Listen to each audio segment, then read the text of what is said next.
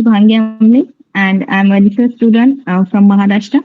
On behalf of the Indian Research Scholars Association, I welcome you all in 1 week e-workshop on Indian knowledge systems for national identity and global harmony. For this session, we have an eminent speaker, respected Professor uh, Sunitha Gandhi ma'am, and she will be talking on the topic Global Relevance of Indian Spiritual Thought.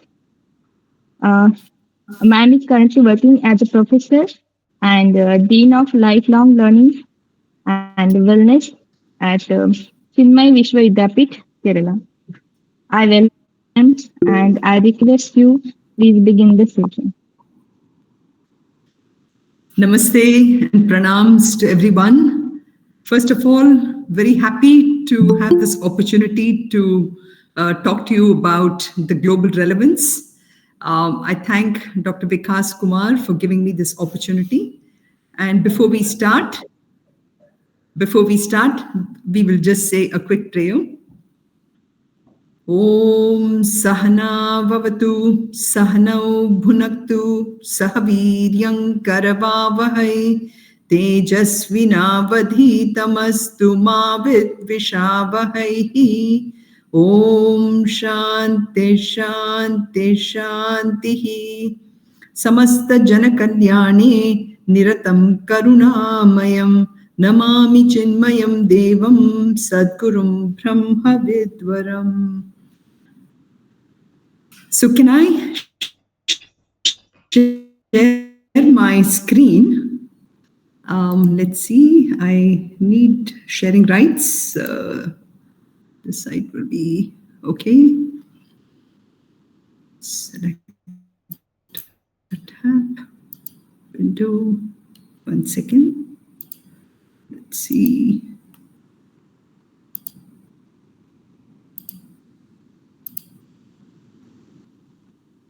So how do I get to? Okay.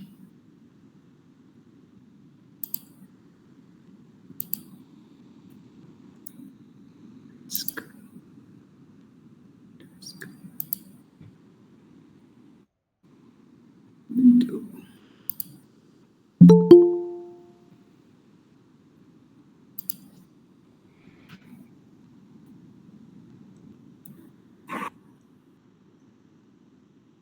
That show the screen.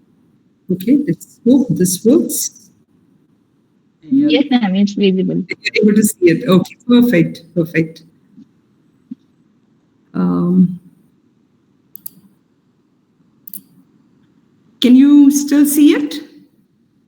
Yes, ma'am. Okay, very good. So so let me get started. So you're seeing one screen or two screens? One screen. One screen, perfect. Okay, so again, I'm really looking forward to this interaction with all of you.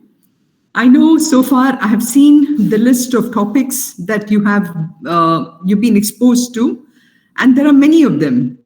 But today, what I wanted to bring forth towards you is really why Indian philosophy matters and what is the need for Indian philosophy at this hour.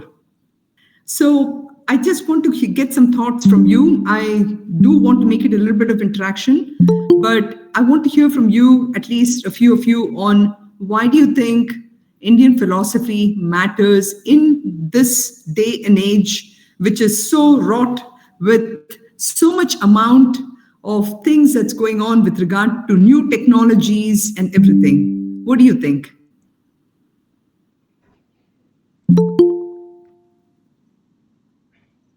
Can I have one or two answers on why Indian philosophy is needed?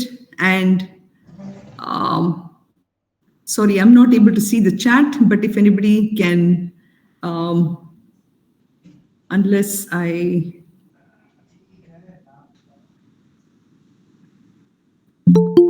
Because the way my computer setup is, you're able to see me and the screen, right? Yes? Yes, ma'am. No? Yes. Okay, very good. So can I hear from you rather than on the chat? because I'm not able to see chat on my screen. So, can somebody give an idea of why Indian philosophy matters today?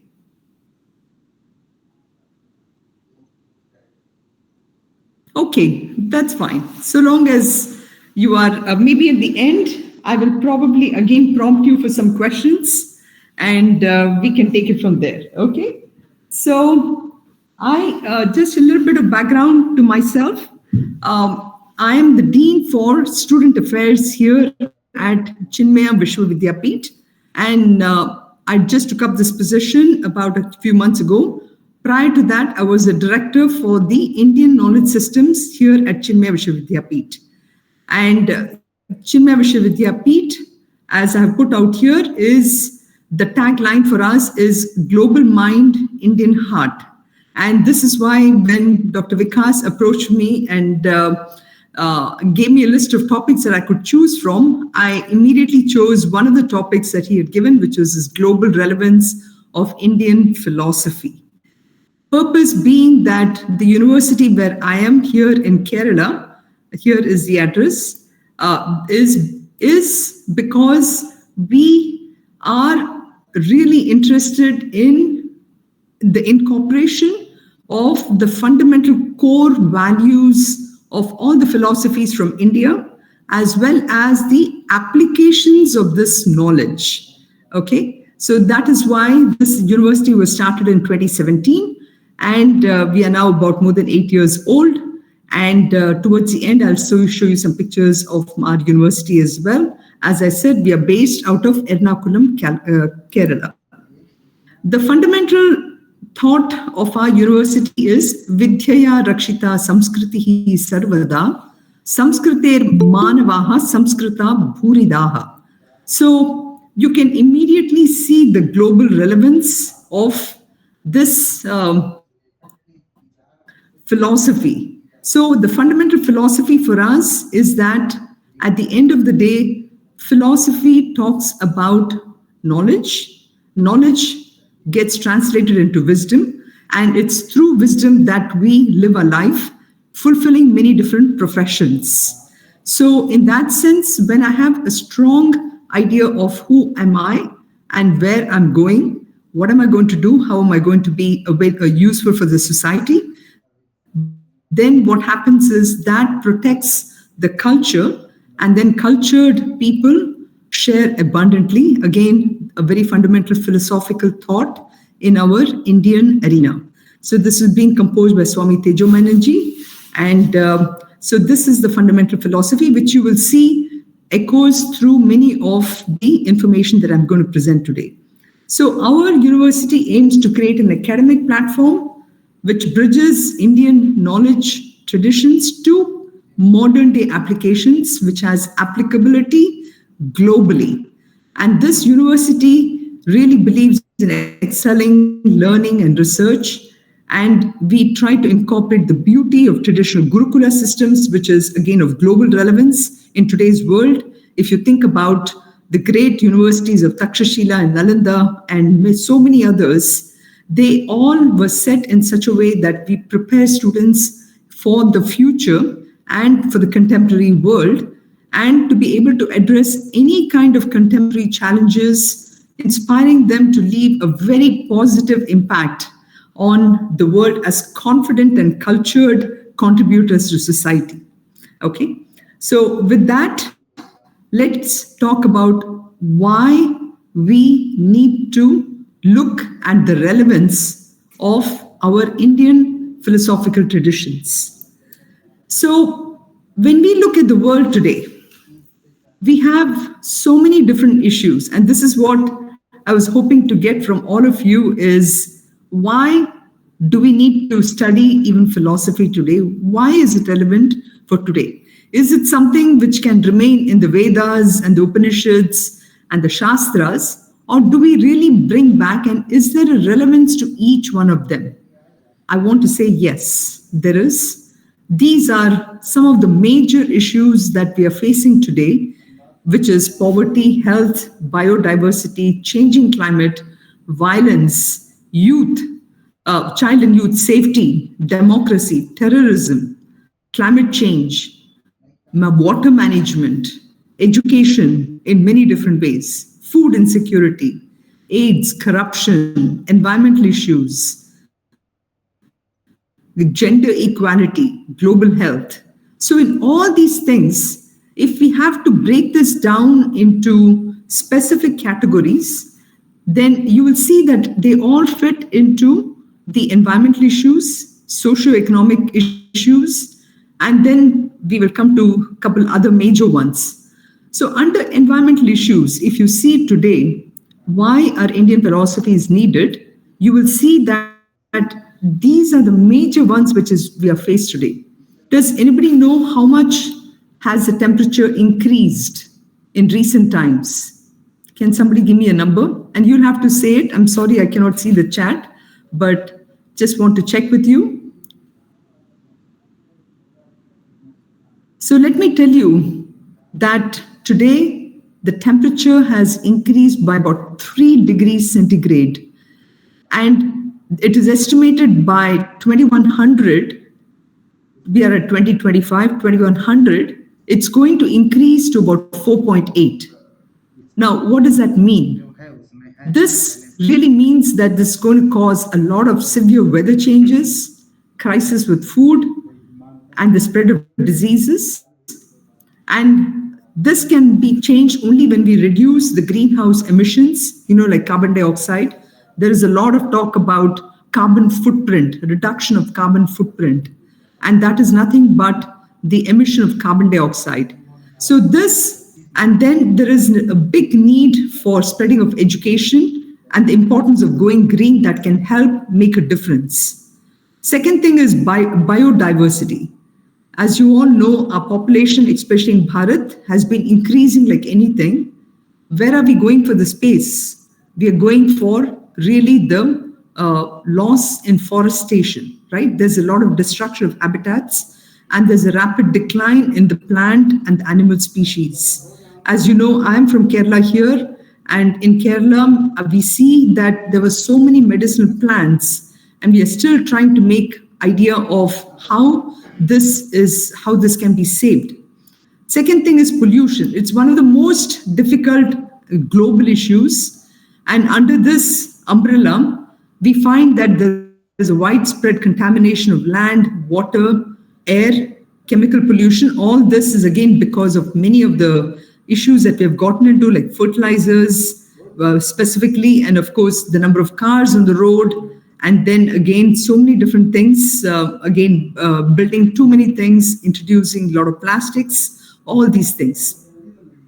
When we come to socioeconomic issues, we have the poverty and inequality. Then we have food and security and hunger, and health and education. So in all these cases, we find that these are the global issues that we are currently facing today. And I'm sure many of you, when you think about connecting it to the past, many of them were probably not there, right? Climate change was not there. Biodiversity was not there in the past. And pollution, of course, was not there. Poverty and equality was not there. Well, to some extent, there was poverty, of course, but there was, and even as we say each one of them, we'll be coming back to the slides and we'll see how, after we have finished the lecture, on how this can be solved by many of the philosophical tenets that we have. Continuing, we have the political and security issues. As you know, many of the wars still going on. We recently had a conflict a few months ago. And then human rights violations, as much as it is decreased because of United Nations and many other international bodies, there is still that aspect of it. And then cybersecurity. Cybersecurity is becoming even more and more relevant today, right? Then technology. Technology, future of work, challenges due to unemployment, automation. Then global governance, institutions. Institutions are failing. And we have seen even in India about 1 or 2 universities closing down, mainly because the right leadership has not been there and the right values that need to be incorporated into the institutional values has disappeared. So all these things, so I broke it down all the threats and the issues into five main categories. And these five main categories is how we can actually relate to our philosophical issues as well. Now, now that we face these issues, what is really the impact? I think somebody's Yeah, madam. Madam, madam, your slide is not moving, ma'am. not moving. Thank you for letting me know. So, which slide are you seeing? First, madam. First. Okay. Okay. What do we do? Let's see. So I'm still on the very first global relevance of Indian spiritual thought, is it? No, no, madam. No, madam. It's the only first. We are first slide, madam. Here in the screen. Oh, okay. Now, No, ma'am.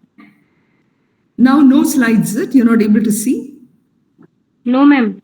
Global relevance of Indian spiritual thought. Only the first see. slide. First slide. Yes, ma'am. Yes, ma'am. Okay. Let's see. Okay. Now you can see the first slide. Now is it moving? No, ma'am. Okay, let me go back and stop sharing. Meet Google is sharing a window. Stop sharing. Okay. Um, sorry, thank you for letting me know. Um,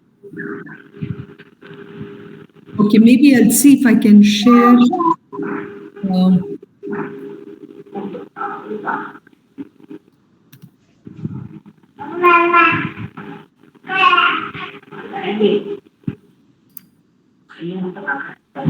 maybe I have to share my. Um,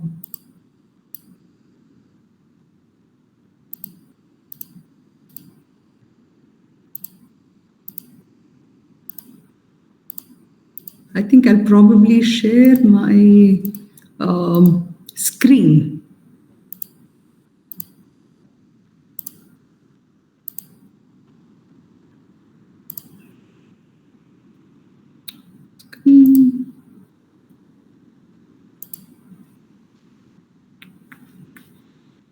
One second, I have to close some of these things.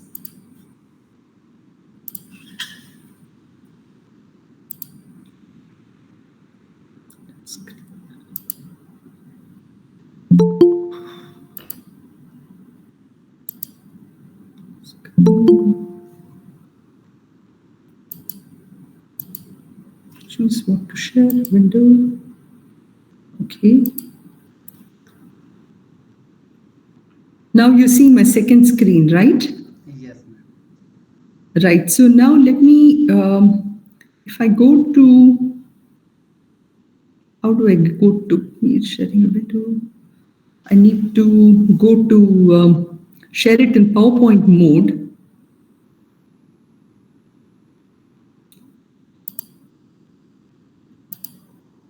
If I go to PowerPoint mode, then I'm not able to see my see you all. Okay, let me.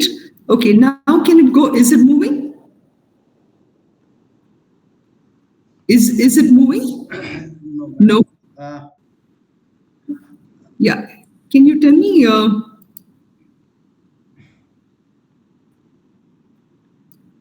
Let's see. Ma'am एक बार rejoin कीजिए ना अच्छा.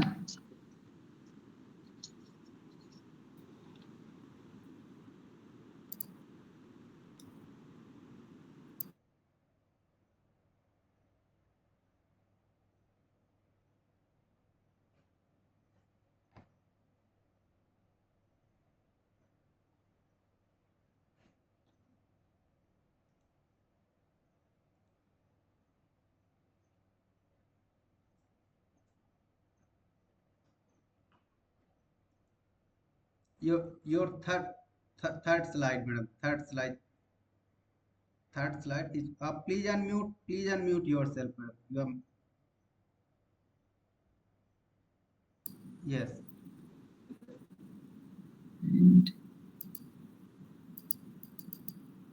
Madam, Yeah.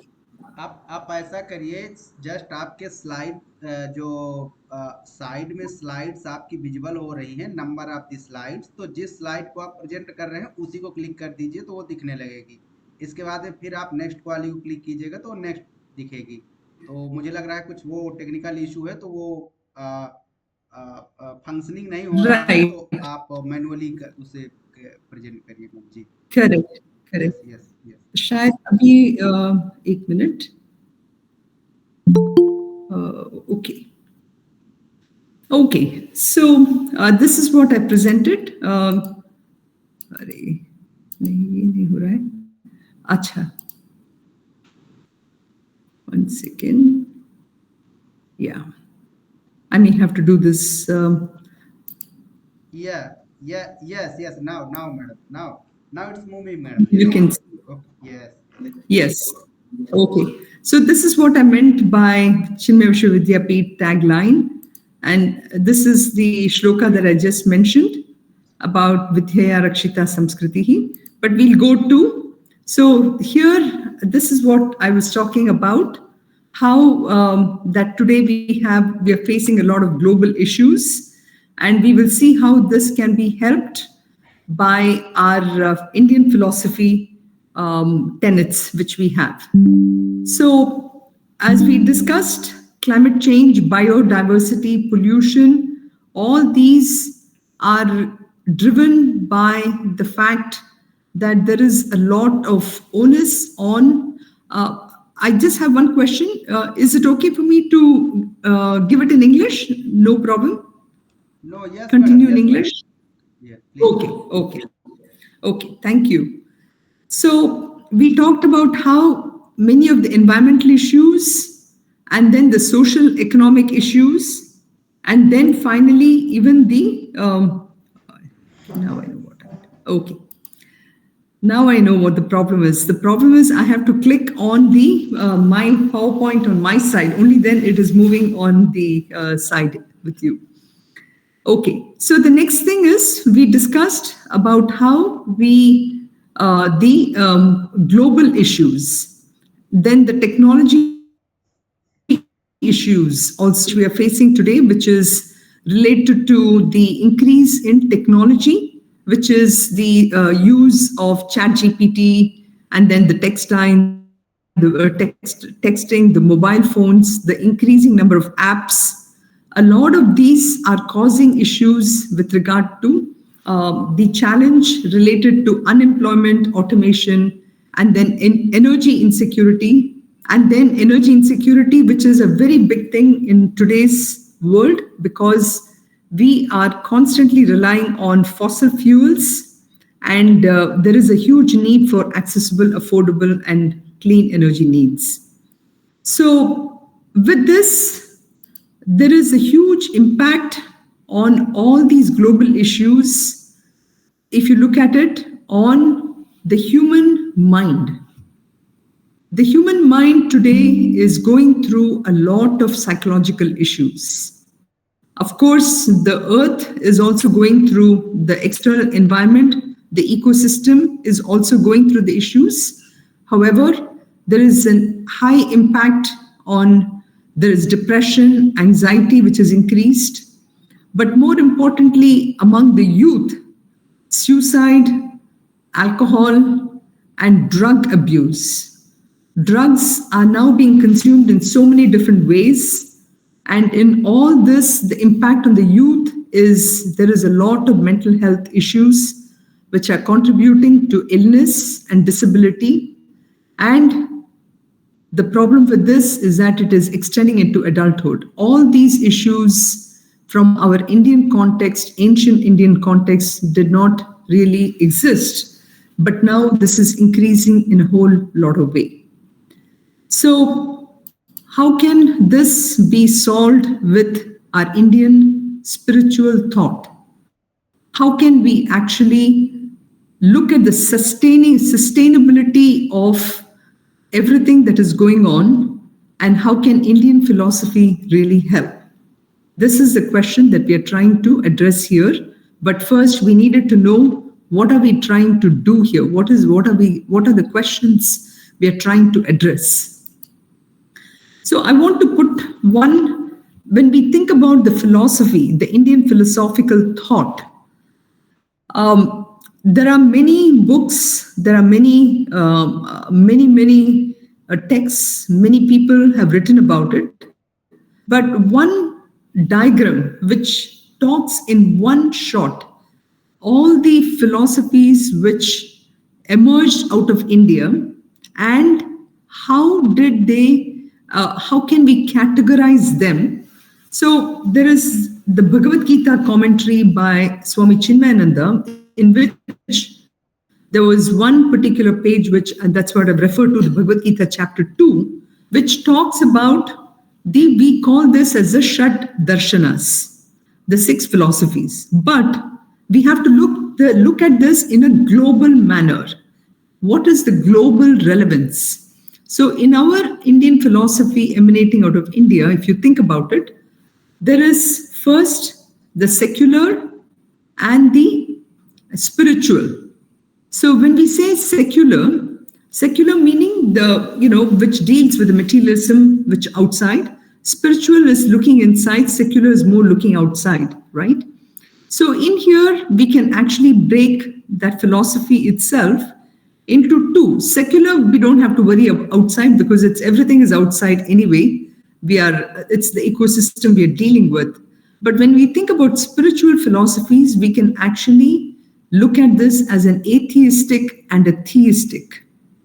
So what is theistic? Theistic is where we believe that there is one power whom we call God. And atheistic is where we don't believe that there is one power called God. Okay. So in here, there is the Charvaka philosophy and the Buddhist philosophy, which we call this as atheistic atheism. And the atheistic theism is Jainism. Okay. Then among the theistic philosophies here, we have this thing called theistic atheism and theistic theism. So I'm not going to go too detailed into all the six philosophies, what they mean, because I think some of you probably are already aware of the theistic philosophies, which are all the way from the Nyaya, Vaisheshika, Sankhya philosophy, Purva Mimamsa, Uttara Mimamsa. So this basically gives you an idea of the six philosophies, which are both theistic, that is the belief in God, and belief in the Vedas. Okay, so these are two important things where you see the bottommost list really talks about. So this really is the one which drives many of our spiritual thought in India. Now, how does this relate to, again, a global relevance? Okay, so let's go to the next slide. And this one actually works nicely when it is on PowerPoint mode. Let us see if I can. Are you able to see the slide? Where I have Vedas, Upavedas, Vedangas, and Upangas at the bottom? Yes? Yes, ma'am. Okay. So now we come to our Indian knowledge system. Our Indian knowledge system, the philosophies, like for example, the Vedas. We believe, in this Shat Darshanas, right? Six Darshanas. We have the way where we believe in Vedas. We also believe in this higher power, like God or Bhagavan. And Bhagavan, of course, we are not going into details of the various gods and everything, but we're looking at the philosophical element. So we have the Vedas, and then we have the Upavedas, where you have Ayurveda, Dhanurveda, Gandharva Veda, and Arthashastra. Sometimes some people refer to Arthashastra as part of the four, some people refer to the Sthapadya Veda, but nevertheless, you have these Upavedas, which are actually embedded in each one of the Vedas itself. And then you have the Vedangas. Now, these are the tools in which we learn the IKS. So we have Shiksha, Vyakarana, Chandas, Nirukta, Jyotish, and Kalpa. Now, this again is again translated into many of the epics, the Puranas. Then we have the code of being the Dharma Shastras, the inquiry texts, the Nyaya texts. So all these are the ways in which we can see the relevance. So if I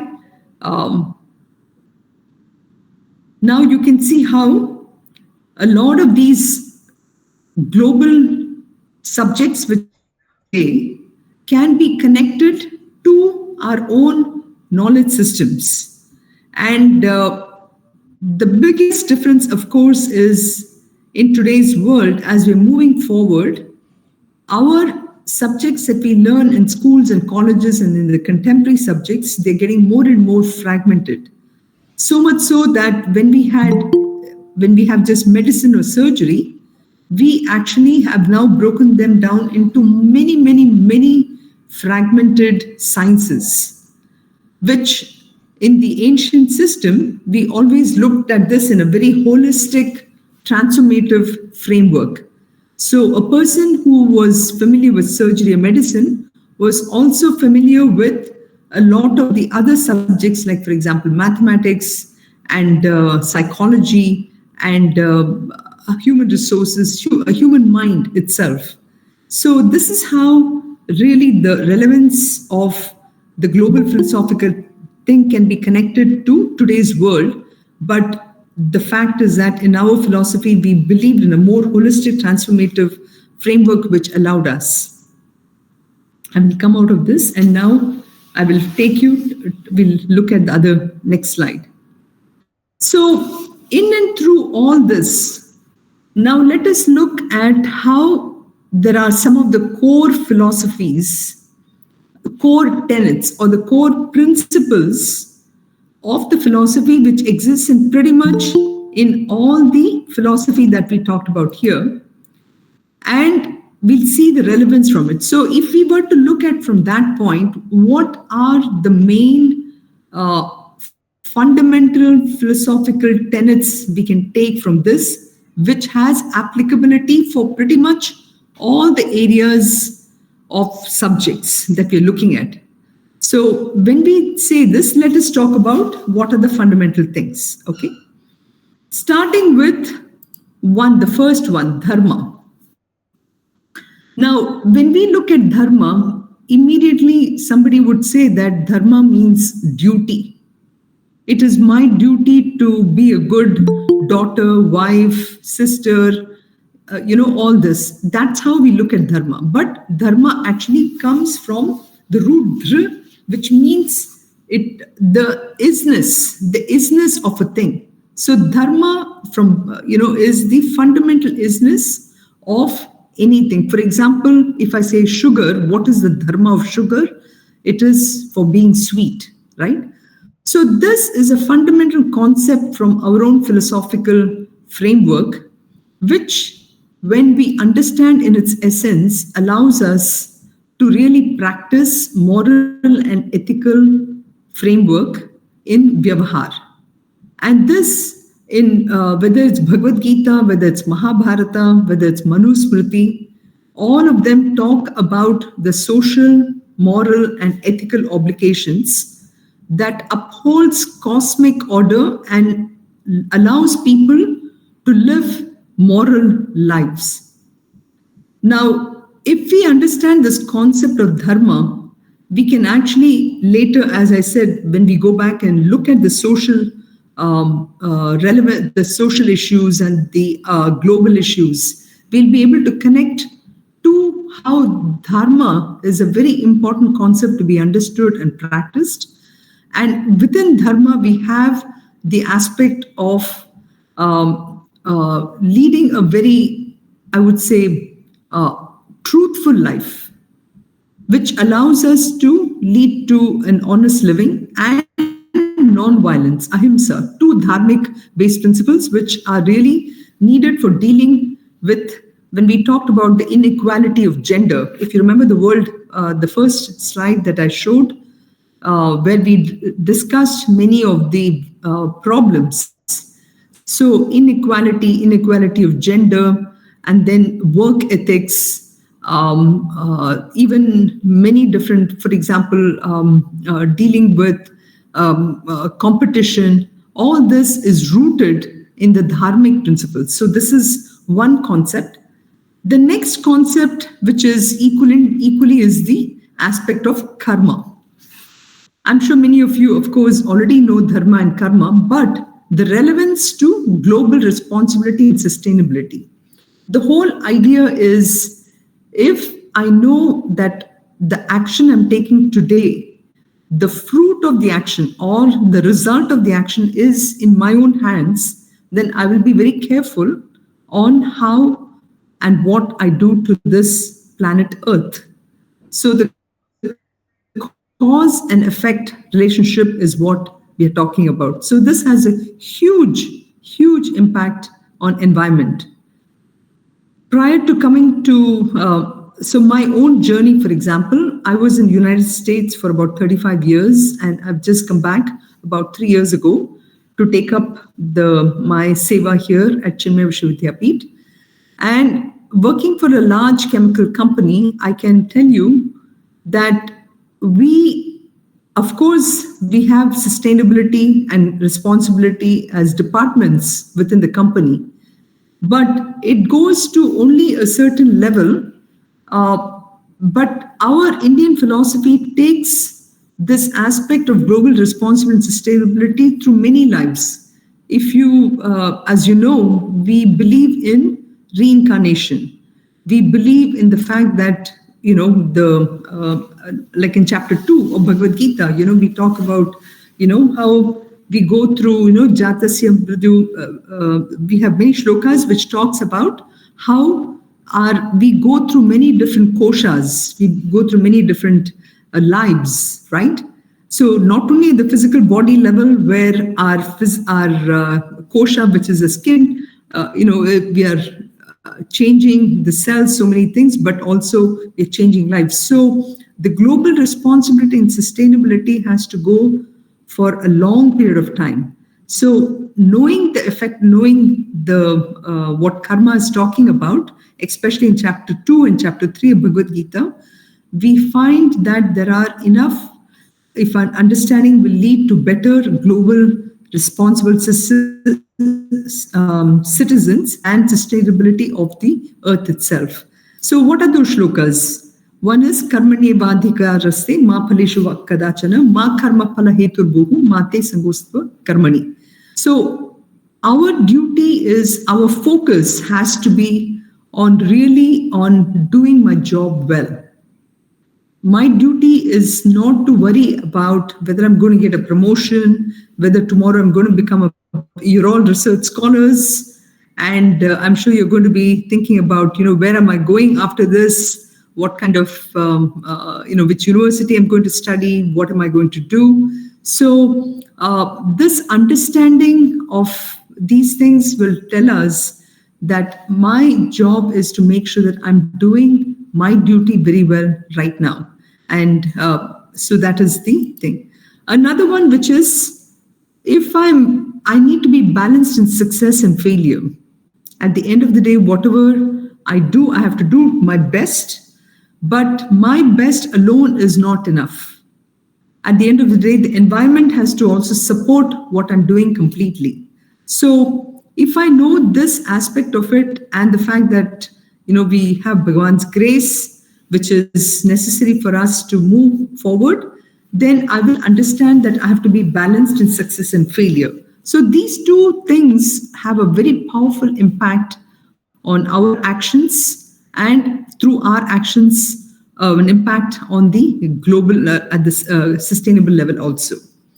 Another key important as far as karma is concerned is also the fact that when I am doing my job well, then the point is people start looking up to people who practice perfection. And so whatever yatyadacharati shreshtaha tattadevetaro janaha sayat pramanam kurute lokas tadanu vartate. So people follow only those people who set a standard. And I'm sure in Bharat, even today, we see so many great people who are In the past, we've had great people, and even today, we have people who follow many of these principles, and because of which our country has moved forward so much. So this are some of, when we look at this dharma and karma, which comes from our Indian philosophical tenets, really helps us. Another important thing from an individual level is we always look at our lives as what is in it for me. Happiness.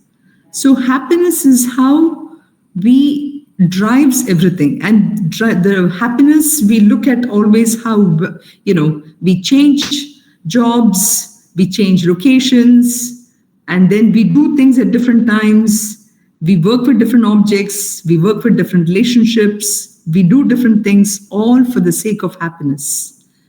And one biggest fundamental concept of happiness, the way we all look at it, and it doesn't matter whether we are in India, whether we're in America, Europe, whatever, we all believe that these are the things that has an inherent value of happiness. But our Indian philosophy, our fundamental Indian philosophy, teaches us that none of these things have any value of happiness. It is all my concept of it. For example, rain. If I want rain and if I don't get rain, then I'm unhappy. But if I don't want rain and if it rains, like right now in Kerala, that's what is happening, I'm unhappy. So it is my concept of what I put in it, put in something, I give the inherent value. This is a fundamental concept which our Indian philosophy teaches, which has a great value in a global scale, to show that happiness is not anywhere else, but as it says in Chandogya Upanishad, Yovai Bhuma Tatsukam Na Alpe Sukham Asti. So that which is infinite alone is happiness. There is no happiness in the finite. What do we mean by finite? Finite is something which is there for a limited time, after which it's not there. But we put a lot of focus on some of these things, right? So this concept of happiness needs to be understood very well in order for us to understand how this can be related to a lot of the global issues we go through. And this is another one from Bhagavad Gita, which talks about Matra Spashasta Kaunteya, Shitoshna Sukha Dukkada, Agama Payino Nityaha, Tam Sitikshasva Bharata. So anything which comes and goes, they are finite and they're impermanent, and therefore we should not be thinking about it. So, and this, of course, many of these emotions which are expressed sometimes today by youth who go through a lot of loneliness, mental health issues, for example, all that can really be understood very well and can be removed. We talked about this, which is impact. Again, beautiful shlokas from Bhagavad Gita. For the sake of time, I'm not going to go deep into it, but you can read it and understand what we are talking about, how really a lot of the anger which comes, which is again connected to many of the conflicts, and how this can all be literally solved if we truly understand the philosophical tenets of our Indian philosophy. So now coming to, of course, we all very well know about our philosophical tradition of yoga, which has given a lot of, has contributed to the world's. Many people are into yoga. I don't have to talk about this. And then, of course, yoga and meditation, combining both of them, which really allows us to take to this level of Vasudhaiva Kutumbakam, which I really want to spend a little bit of time showing you this wonderful chart, which we call as the BMR chart. So a concept from Advaita Vedanta, where Swami Chinmayananda has come up with this really a beautiful diagram to show how when each one of us when we identify ourselves at different levels of our personality, whether it is the body, whether it's the mind or the intellect, what drives the whole thing, our whole body, mind, and intellect? It is because each one of us at different layers, take up different personalities of a perceiver, feeler, or a thinker. And then we interact in this whole world of object, emotions, and thoughts to experience happiness or to experience freedom or to experience a balance of different things that we go through. So, how can we actually control this, and how the perception what we have among us, which is really guided by this aspect what we call as the vasanas, and how this entire composite nature for us is a superimposition upon our innate inner self, which is what Advaita Vedanta talks about, which is Aham Brahmasmi aspect, and how that leads to a lot of the issues. So this is a topic by itself which can be discussed, but the idea is Advaita Vedanta, understanding of Advaita Vedanta really allows us more towards this aspect of sense of interconnectedness, Vasudhaiva Kudupakam, where I can connect with every living being. So this aspect is another beautiful concept which can be understood. Now, if we understand all this, we can really see how this can address contemporary global challenges like mental health, well-being. And when we think about well-being, the various aspects, which is, positive emotions of satisfaction, resilience, relationships, personal growth, autonomy, all these things can really be helped if we understand our Indian philosophy itself. But then what are the challenges we have? The challenges we have today, one second. The challenges we have is, unfortunately, sometimes our Indian philosophy itself, our philosophy actually talks about more of a holistic, transformative framework where we share knowledge. We do not want to really make a whole lot of, commercialization out of it. But the challenges we are facing today is many of our Indian philosophical concepts or ideas, we have to sometimes face a negative aspect of too much of commercialization or sometimes cultural appropriation, which is essentially, sometimes you may see this, some people would actually, use Om on a jeans. We are very careful about how we use our traditional symbols and everything. So there's an inappropriate adoption of this, and because of which our Indian philosophy gets diluted, or sometimes there's even a superficial understanding of our deep traditions itself. So these are some of the challenges we face. However, just to conclude this segment here, one second again. I do think our Indian spiritual thought, it really offers a moral and spiritual dialogue in global affairs. It has the timeless ability. Understanding of this philosophy really allows us to understand who am I, why am I here, and how can I live in harmony with others in the world? 3 fundamental questions. If I understand this very well, many of the, and we'll go back to the issues that we talked about, many of those can be solved. It is an inclusive, experiential, and a transformative approach, and it has really the ability to answer the question what we want every day. We do a lot of work, we do a lot of activities, we look forward to different things only for the sake of peace, harmony, and global unity. And I liked when the person who introduced said that, this particular forum is about trying to establish a national identity and global harmony. So I do think this Indian philosophical aspects can help us lead to that part of it. And so coming back to the relevance again here, these are the global issues that I spoke today, these two. So in all this, if I truly understand my national identity, who am I? What is my philosophy?